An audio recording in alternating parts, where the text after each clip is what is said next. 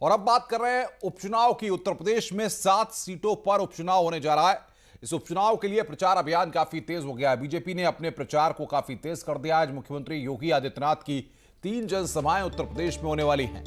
बुलंदशहर, नौगांव, सादात, टूंडला में मुख्यमंत्री की जनसभाएं होनी है। प्रदेश अध्यक्ष स्वतंत्र देव सिंह भी इस दौरान मौजूद रहेंगे। उत्तर प्रदेश में उपचुनाव के लिए प्रचार काफी तेज है और जिस तरीके से 7 सीटें हैं जिन पर की वोटिंग होगी, उसको लेकर के तमाम दलों ने कमर कस ली है। सभी जगह से प्रत्याशियों के नामों का भी ऐलान हो गया है। यूपी में 7 सीटों पर 3 नवंबर को होने वाले विधानसभा उपचुनाव के लिए बीजेपी ने कमर कस ली है। बीजेपी के दिग्गज मैदान में उतरकर वोट मांग रहे हैं। उन्नाव के बांगरमऊ में बीजेपी के प्रदेश अध्यक्ष स्वतंत्र देव सिंह ने चुनावी सभा को संबोधित किया और योगी और मोदी सरकार के कार्यों का गुणगान करते हुए बीजेपी प्रत्याशी के लिए वोट की अपील की। आप सब जानते हैं आदरणीय मोदी जी पर विश्वास और मित्रों एक मुद्दे पर दाग है। यह मतदान के सम्मान के लिए माननीय योगी जी के परिवार का भी एक सदस्य सरकारी गाड़ी में नहीं बैठता मित्रों, और आदरणीय मोदी जी के योगी जी पर भी एक दाग है उनके मुद्दे पर। उनके सम्मान का चुनाव है। श्रीकांत कटियार के सम्मान का चुनाव नहीं मित्रों। 15 साल सपा बसपा ने लूटा है मित्रों इस राज्य में। योगी की राज में गुंडे रोड पर नहीं घूम सकते। वहीं डिप्टी सीएम दिनेश शर्मा ने टूंडला में बीजेपी कार्यकर्ताओं और पदाधिकारियों को संबोधित किया और उपचुनाव में लोगों तक सरकार के विकास कार्य पहुंचाने की अपील की। साथ ही मंच से विपक्षी दलों पर निशाना भी साधा। जगह जगह पर हमारे 100% कार्यकर्ताओं की उपस्थिति जो बूथ स्तर तक के हैं और सेक्टर स्तर तक के हैं, इस बात का परिचायक है कि सब एकजुट होकर कार्यकर्ता लग गया है। और उपचुनाव में भारतीय जनता पार्टी की विजय 6 सीट पर 7 सीटों पर भारतीय जनता पार्टी की जो विजय है वो पूरी तरह निश्चित है। जो आज उत्तर प्रदेश में विकास कार्य हुए हैं उनको देखते हुए मैं कह सकता हूँ कि तमाम बाहर की कंपनियाँ उत्तर प्रदेश में आ रही हैं। अभी मैंने सैमसंग का उदाहरण दिया कि सैमसंग चीन छोड़कर उत्तर प्रदेश आई है और उत्तर प्रदेश में बहुत बड़ी फैक्ट्री अपनी लगाने जा रही है और जिसका सीधा लाभ लोगों को रोजगार से मिलेगा। उपचुनाव के लिए कल सीएम योगी भी ताबड़तोड़ रैलियां करेंगे। कल सीएम योगी अमरोहा की नौगांव सादात विधानसभा में रैली को संबोधित करेंगे।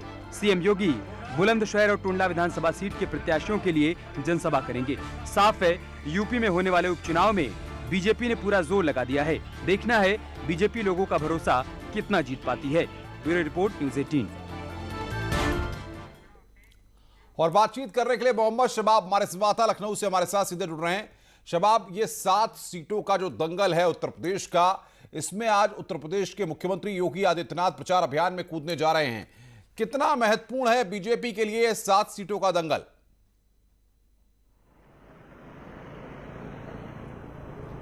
बिल्कुल, देखिए निश्चित तौर पर ये बाई इलेक्शन जो है वो सभी राजनीतिक पार्टियों के लिए बहुत महत्वपूर्ण है और इन सारे राजनीतिक पार्टियों में बीजेपी ने एक तरीके से आप देखिए सबको पीछे छोड़ दिया है।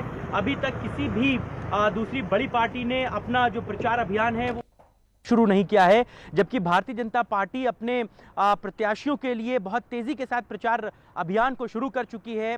फिर चाहे दिनेश शर्मा हो, फिर चाहे प्रदेश अध्यक्ष हों, और आज खुद उत्तर प्रदेश के मुख्यमंत्री योगी आदित्यनाथ पश्चिम यूपी में जो है वो 3 जो विधानसभा सीटों के बाई इलेक्शन हैं उनके लिए अपने प्रत्याशियों के चुनाव प्रचार के दौरान मौजूद रहेंगे।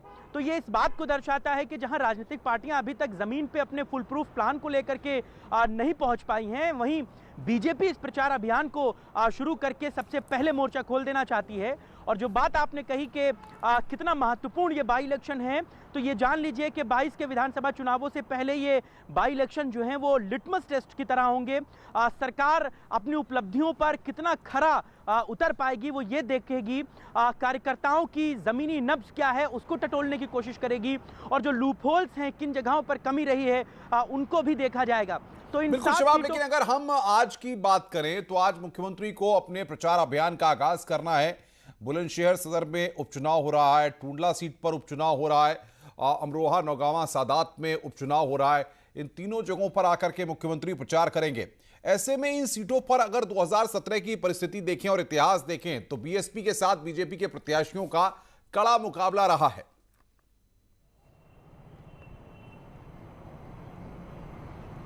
बिल्कुल, देखिए मुख्यमंत्री अब से थोड़ी देर के बाद इन तीनों जगहों के लिए रवाना होंगे और वहां पर प्रचार अभियान की शुरुआत करेंगे। पश्चिम यूपी में भारतीय जनता पार्टी की जड़ों को और मजबूत करने के लिए ये चुनावी दंगल बहुत महत्वपूर्ण हो जाता है और जिन 3 विधानसभा सीटों के हम जिक्र कर रहे हैं उन तीनों ही सीटों पर बसपा और भारतीय जनता पार्टी का कड़ा मुकाबला देखने को मिला है। इन तीनों सीटों पर बसपा के भी प्रत्याशियों ने अच्छा प्रदर्शन 2017 के चुनावों में किया था। तो ऐसे में चुनावी टक्कर बहुत महत्वपूर्ण हो जाती है और समाजवादी पार्टी के सुप्रीमो अखिलेश यादव भी अब लंदन से लौट आए हैं, लिहाजा वो भी अपने राजनीतिक अभियान की और प्रचार अभियान की शुरुआत बहुत जल्द करेंगे। चूंकि कल रामगोपाल यादव ने राज्यसभा के लिए नामांकन किया था, लिहाजा वो कल विधानसभा में मौजूद रहे थे। आज से समाजवादी पार्टी की भी सुगबुगाहटें हैं कि भारतीय जनता पार्टी के बाद अब समाजवादी पार्टी भी बहुत तेजी के साथ मोर्चा खोलकर प्रचार अभियान में जुट जाएगी। बिल्कुल शबाब, आप नजर बना के रखिए, आगे भी हम आपसे अपडेट लेते रहेंगे। तो आज से मुख्यमंत्री प्रचार अभियान की शुरुआत कर रहे हैं और यह 7 सीटों का दंगल है, उपचुनाव का घमासान है, जिसके लिए बीजेपी ने पूरी ताकत झोंक दी है। आगे बढ़ते हैं। गाजियाबाद के पौष इलाके इंदिरापुरम की एक हाई राइज सोसाइटी में उस समय अफरा तफरी मच गई जब एक महिला ने सोसाइटी में ही रहने वाले एक व्यक्ति एवं उसकी पत्नी पर मारपीट करने का आरोप लगाया है। साथ ही कपड़े फाड़ने का भी आरोप लगाया गया है। आपको बता दें कि इंदिरापुरम की हाई राइज सोसाइटी में रहने वाली दीप्ति नायर ने आरोप लगाया है कि उन्हीं की सोसाइटी में रहने वाले नितेश जैन और उनकी पत्नी ने पहले उनके बेटे के साथ मारपीट की और जब वो बीच बचाव करने वहां पर पहुंची तो उन लोगों ने इनके साथ भी जमकर मारपीट की और इनके कपड़े तक फाड़ डाले।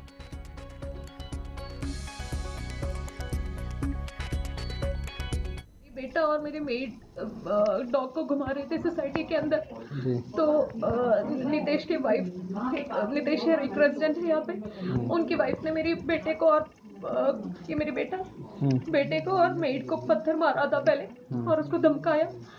तो वहां से जब जा रहे थे उसको रोके, मेरे डॉगी को, मेरे पेट को घुमा रहे थे, डॉगी को भी पत्थर मारा। तब तक कुछ रेजिडेंट्स यहाँ पे बाहर जो थे वो रेजिडेंट्स हेल्प करने आए थे, उनको भी बहुत पीटा, उनके ऊपर खड़े होके पीटा, इनको भी धक्का मारा। तब तक मेरे पास कॉल आई, जब मैं यहाँ पहुंचा तो नितेश क्या जहाँ यहाँ हो रहे थे वहाँ पहुँचते वो मुझे पूछा कि तुम क्या करोगे और मेरे हाथ पकड़ के खींचा, मेरे साथ बहुत बदतमीजी किया सर। और बातचीत करने के लिए अमित राणा हमारे संवाददाता हमारे साथ जुड़ रहे हैं फोन लाइन पर। अमित, क्या ये पूरा मामला है और अब तक क्या कार्रवाई की गई है? जी, आपको बताना चाहूंगा, इंदिरापुरम की पॉश कॉलोनी का ये इलाका है जहां पर हाई राइज सोसाइटी के अंदर ये पूरा वाकया हुआ है, जिसकी एक वीडियो भी वायरल हो रही है, जिसमें आप साफ तौर पर देख सकते हैं कि झड़प दोनों तरफ से हो रही है। महिला का आरोप है कि पहले जो नितेश जैन का नाम का जो व्यक्ति है, ये पहले भी इसके ऊपर इसके साथ मारपीट कर चुका है, जिसकी लिखित शिकायत भी इसने पुलिस में दी थी। हालांकि उस पर भी अभी तक कोई कार्रवाई नहीं हुई है, ऐसा महिला का कहना है। कल रात भी ऐसा ही हुआ, जब महिला का बेटा अपने पेट को घुमा रहा था, तभी नितेश जैन अपनी पत्नी के साथ आए और उनके पेट को पहले पत्थर मारा। जब इसका विरोध उनके बेटे ने किया तो उनके बेटे को भी पत्थर मारा गया। जब इसकी सूचना दीप्ति जैन को पता चली तो दीप्ति जैन मौके पर पहुंची तो दीप्ति जैन के साथ भी वहां मारपीट की गई और उनके कपड़े फाड़ने का भी आरोप दीप्ति जैन द्वारा लगाया जा रहा है। हालांकि जैसे ही इसकी सूचना पुलिस को दी, पुलिस तुरंत मौके पर पहुंची और दोनों ही पक्षों को थाने लेकर पहुंची। साथ ही दीप्ति नायर का उन्होंने मेडिकल भी करवाया है। आगे की अग्रिम कार्रवाई की बात भी पुलिस द्वारा कही जा रही है। लेकिन बड़ा सवाल ये खड़ा होता है कि जिस तरीके से वीडियो में साफ दिख रहा है कि महिला को पीटा जा रहा है, तो कहीं ना कहीं सोचने वाली बात है कि आखिरकार समाज कहाँ जाकर बोलेगा कि एक महिला पर इस तरीके से हाथ छोड़ा जा रहा है और जो और लोग हैं वो मूक दर्शक बने देख रहे हैं। नहीं, लेकिन सवाल यहाँ पर यह कि इतना बड़ा विवाद नहीं था, लेकिन नौबत यहां तक आ गई कि कपड़े तक फाड़ दिए गए, इस तरीके के आरोप लगाए जा रहे हैं। जी, इसके पीछे जो वजह बताई जा रही है, जैसे मैंने दीप्ति से बात की तो उनका कहना ये था कि जो यहाँ की जो रेजिडेंट वेलफेयर एसोसिएशन बनी हुई है उसमें लगातार फाइनेंशियल घोटाले हो रहे थे, जिसको लेकर वो लगातार शिकायतें भी कर रही थी। गाजियाबाद जीडीवीसी से भी उन्होंने इसकी शिकायत की थी, जिसके चलते नितेश जैन उनसे रंजिश रखते थे और इसी के चलते ही उन्होंने इनके साथ हाथापाई की है। बहुत बहुत शुक्रिया आपका अमित, हमारे साथ जुड़ने के लिए और बातचीत करने के लिए। उत्तर प्रदेश में महिला अपराध पर नकेल कसने के लिए सीएम योगी का मिशन शक्ति अभियान रंग ला रहा है। नवरात्रि के पहले दिन से शुरू हुए इस मिशन का असर उत्तर प्रदेश के सभी जिलों में देखने को मिल रहा है। एक कार्यक्रम प्रारंभ किया है मिशन शक्ति का। महिलाओं की सुरक्षा, महिलाओं का सम्मान और उनके स्वावलंबन को लेकर के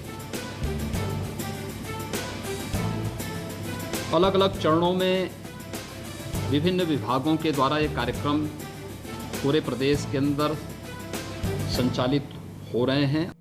17 अक्टूबर से यूपी में मिशन शक्ति का आगाज हो चुका है। यूपी के 75 जिलों में मिशन शक्ति के तहत महिलाओं की सुरक्षा और सम्मान के लिए अभियान चलाया जा रहा है। इस अभियान की शुरुआत करते हुए सीएम योगी ने अधिकारियों को साफ निर्देश दिए कि यूपी में मिशन शक्ति प्राथमिकता होगी। महिला सुरक्षा पर चूक बर्दाश्त नहीं किया जाएगा। मॉनिटरिंग के लिए हर जिले में कमेटी बने, साथ ही महिला अपराध के मामले कोर्ट में जल्द निपटाए जाएं। इस मिशन में जांच अधिकारियों की जवाबदेही तय हो। जब तक पीड़ित महिला की संतुष्टि न हो तब तक जांच जारी रहे। इसके लिए 1090 यूपी 112 साथ मिलकर काम करेंगे। हेल्पलाइन 181 को यूपी 112 से जोड़ा जाए। सभी 1535 थानों में महिला हेल्प डेस्क बने और थानों में एंटी रोमियो स्क्वाड अभियान चले। साथ ही मिशन शक्ति को मजबूत बनाने के लिए पुलिस भर्ती में 20% महिलाओं की हिस्सेदारी होगी। मिशन शक्ति अभियान का असर होने लगा है। करीब हर जिले में मिशन शक्ति के नोडल अधिकारियों की ओर से अलग अलग विभागों के जरिए महिलाओं को आत्मनिर्भर बनाने की मुहिम चलाई जा रही है। मिशन शक्ति को मजबूत बनाने के लिए प्रदेश के सामाजिक संगठनों को भी जोड़ा गया है, जो महिलाओं को जागरूक करने का काम करेंगे। फिलहाल 17 से 25 अक्टूबर तक अभियान चलेगा और आगे भी इसे मिशन के तौर पर ही चलाया जाएगा। Bureau report, news 18। खबरें और भी हैं। फिलहाल एक ब्रेक के लिए, ब्रेक के बाद जल्द हाजिर होते हैं।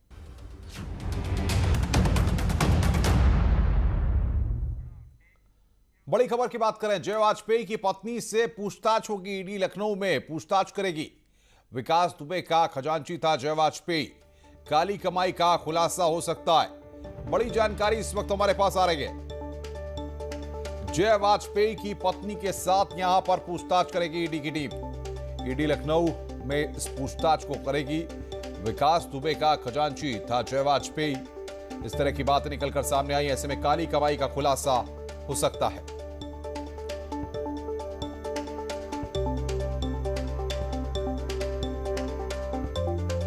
और बातचीत करने के लिए मोहम्मद शबाब हमारे साथ जुड़े हुए हैं। शबाब, लगातार ईडी का शिकंजा कसता जा रहा है। पूछताछ के क्रम में अब जय वाजपेयी की पत्नी का नाम सामने आया है। कितने बजे पूछताछ हो सकती है और क्या निकलकर सामने आ सकता है?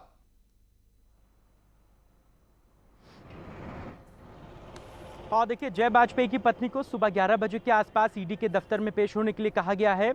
और जिस तरीके से बिकरू कांड हुआ था, उसके बाद विवेक तिवारी और जय वाजपेयी की जो साठगांठ सामने आई थी, जो उनकी अकूत संपत्तियों के खुलासे हुए थे, उसके बाद से ही लगातार ईडी का शिकंजा जो है वो कसता जा रहा है। कल विवेक तिवारी के पत्नी ऋचा को ईडी ने बुलाया था और तकरीबन 7-8 घंटे तक ईडी के दफ्तर में पूछताछ हुई थी। जो खबरें निकल कर आई थी कल पूछताछ के बाद, उसके मुताबिक ईडी ने 36 ऐसी प्रॉपर्टियां थी जिनके बारे में ऋचा से पूछताछ की थी और उनसे फोटो दिखाकर कुछ लोगों के बारे में जानकारियां मांगी गई थी। हालांकि ऋचा ने अपने बयान जो है वो दर्ज करा दिए हैं। ऋचा के साथ उनके दोनों बेटे भी मौजूद थे जिनसे भी पूछताछ की गई थी। तो सीधे तौर पर कहीं ना कहीं बिकरू कांड के बाद से विवेक तिवारी और जय वाजपेयी का जो कनेक्शन था, जो उनकी अकूत संपत्तियां थी, जो उनका काला धन था, उनके खिलाफ लगातार मोर्चा खोला जा रहा है। और आपको बता दें कि इन संपत्तियों के बारे में विवेक तिवारी हत्याकांड में ही गिरफ्तार किए गए गौरव ने खुलासा किया था, जिसने करीबन 126 ऐसी प्रॉपर्टियों का जिक्र किया था जो देश भर में विवेक तिवारी और जय वाजपेयी की बताई जा रही हैं। और जिन प्रॉपर्टियों के बारे में पूछताछ हो रही है उसमें जय वाजपेयी विवेक तिवारी का पार्टनर भी था, ऐसी भी खबरें हैं। तो बिल्कुल शबाब, तो आज 11 बजे ये पूछताछ होगी। बहुत बहुत शुक्रिया आपका। आप नजर बना के रखिए, आगे भी हम आपसे अपडेट लेते रहेंगे। भारत में लोगों को जल्द ही 5G तकनीक की सेवाएं मिलने वाली है। इसके लिए टेलीकॉम सेक्टर में अग्रणी रिलायंस जियो ने अपनी 5G तकनीक का सफल परीक्षण कर लिया है।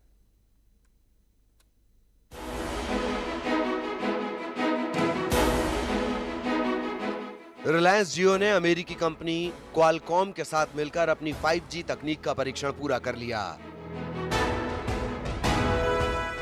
अमेरिका के सैन डिएगो में हुए एक वर्चुअल इवेंट में इस परीक्षण की घोषणा की गई। रिलायंस जियो के प्रेसिडेंट मैथ्यू ओमान ने क्वालकॉम इवेंट में कहा कि क्वालकॉम और रिलायंस की सब्सिडियरी कंपनी रेडिसिस के साथ मिलकर हम 5G तकनीक पर काम कर रहे हैं, जिससे भारत में 5G की सेवाओं को जल्द ही लॉन्च किया जा सके। Jio has indigenously developed a 5G RAN product that has achieved over 1 gigabits of throughput. In fact, joining the gigabit throughput club. The product is already tested and validated by a tier 1 carrier in the US.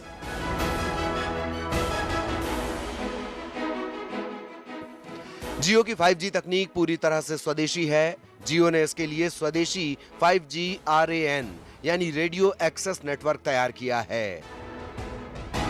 जियो की 5G तकनीक के सफल परीक्षण के बाद भारत के पास उन चुनिंदा देशों में शामिल होने का मौका है जहां यूजर्स को 1 Gbps डेटा स्पीड मिल रही है। इन देशों में अभी केवल America, south Korea, Australia, Switzerland और जर्मनी ही शामिल हैं। This is not just about technology and product ecosystem, but rather how telecom networks are built for 5G and beyond, and indeed become the de facto digital technology platform for the new inclusive economy for India and many other nations. पूरी दुनिया में 5G की तकनीक विकसित करने वाली चीनी company Huawei का बोलबाला है, लेकिन इस 5G तकनीक के सफल परीक्षण के बाद अब दुनिया के पास रिलायंस जियो जैसा बेहतर विकल्प होगा। जियो का मकसद भी है डिजिटल सेवाओं के क्षेत्र में क्रांतिकारी बदलाव लाना, जिससे देश के 130 करोड़ भारतीयों को डिजिटल इंडिया में सक्षम बनाया जा सके और भारत को डिजिटल अर्थव्यवस्था में वैश्विक नेतृत्व के लिए प्रेरित किया जा सके। Bureau report, news 18 network. खबरें लगातार जारी हैं। फिलहाल इस बुलेटिन में इतना ही। नमस्कार।